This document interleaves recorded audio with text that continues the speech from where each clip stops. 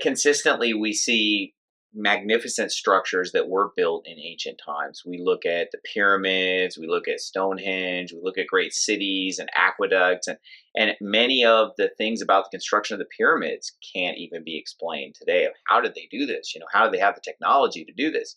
So people back then were smarter than sometimes they're given credit for. And so you have people living for hundreds of years, acquiring a lot of knowledge. And we know that the construction of the ark took 120 years. So in 120 years, you could build an amazing structure. And we don't know how many people he had helping him. He could have hired all kinds of laborers and recruited people. He might have been a very wealthy man and had lots of employees. We look at guys like Abraham in the Bible. He had 318 servants.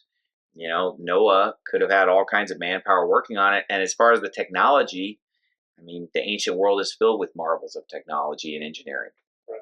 So it's kind of a fallacy with modern science because they think we were stupider back then, Mm-hmm. and then we're gradually getting smarter. But in Right. many ways, they could have been way smarter back then and had the knowledge they acquired. Absolutely. And if you just look at human language as an example, any ancient language you look at is more complicated in structure than modern languages.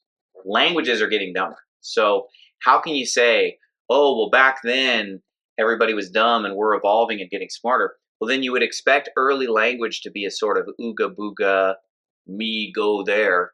Yet when you look at ancient language, it's consistently more complicated, more difficult than the languages we speak now, because the people who were using them were very intelligent and spoke very sophisticated languages.